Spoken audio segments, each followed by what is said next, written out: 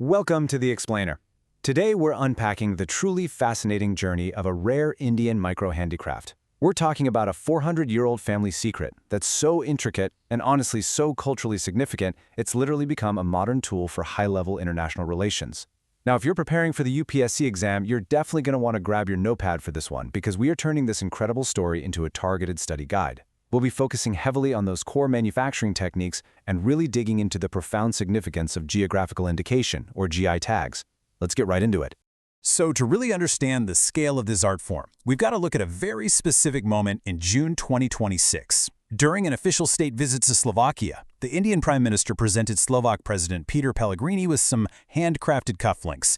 But, these weren't just any ordinary cufflinks. They feature traditional Thewa motifs. And with that single, highly strategic gesture, a fiercely guarded, super-localized craft was instantly thrust onto the global stage. It literally transformed right there from a regional artifact into a powerful symbol of cultural diplomacy and soft power. Here's our roadmap for today. First up, the diplomatic gift. Second, how the dalwa is made. Third, we'll tackle the no-glue misconception.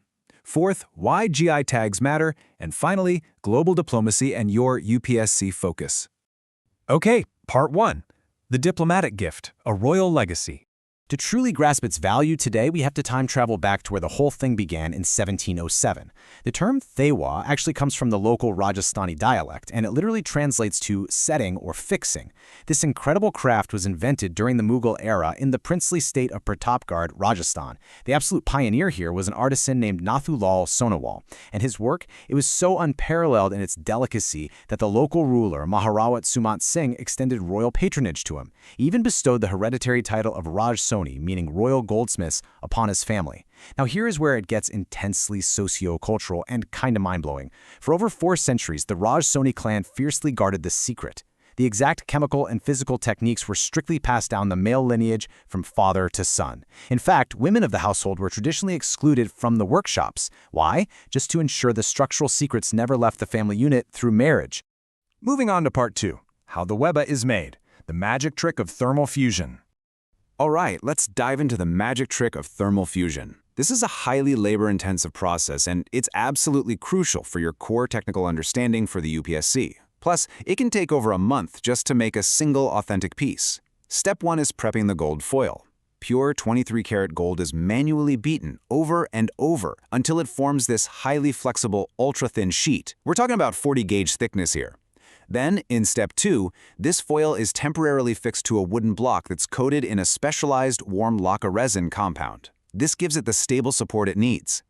Next up is step 3, the jolly work, or freehand micro-etching. Using these specialized iron needles and mini chisels, the artisan meticulously knocks out the negative space, leaving behind a ridiculously delicate gold filigree. And finally, step 4 is the magical thermal fusion right onto molten glass.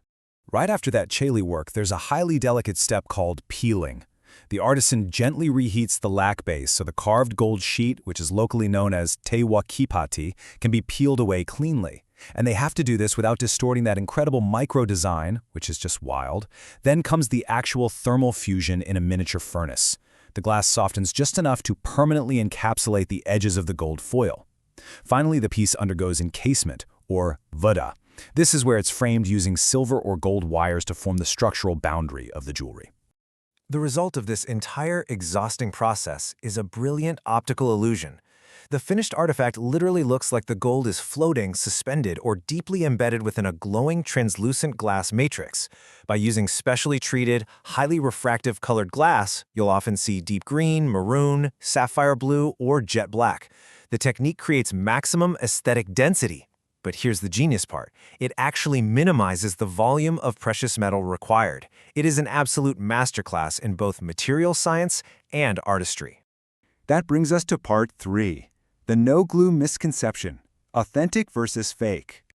So you might be wondering, how on earth do you stick gold to glass without any glue? Well, the answer is, you don't stick it at all. You fuse it. The defining scientific uniqueness of genuine Thewa is its structural integrity. Authentic Thewa relies purely on controlled thermal bonding. There is absolutely zero glue, zero synthetic pasting material, and zero metallic solder used.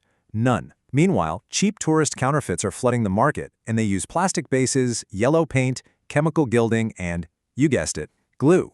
These fakes are a really tragic reality of technological substitution, and they severely dilute the premium value of the authentic pieces. Let's look at Part 4. Why GI tags matter. Shielding a fragile craft. So how do we shield such a fragile, highly localized craft from vanishing entirely? Well, first, we have to look at the massive structural threats facing the Thewa today. That 400-year-old secrecy we talked about. It created an extreme family monopoly. Today, there are dangerously few master artisans left in the world. We're talking fewer than 100 globally. Second, they face immense financial burdens because of the volatility of international gold prices. Combine that with those cheap technological counterfeits we just mentioned, and the fact that these artisans lack access to structured credit lines. That means they often have to rely on exploitative middlemen. The socioeconomic profile of this craft is, unfortunately, highly vulnerable right now. And that's exactly why the Geographic Indication, or GI tag, is absolutely crucial.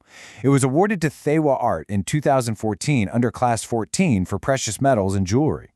Now, this isn't just a fancy label, it is a vital legal framework. It explicitly registers Pratapgarh, Rajasthan, as the true geographical origin of the craft. This legal status is specifically designed to protect the true artisans against counterfeiting and domestic machine-made imitations.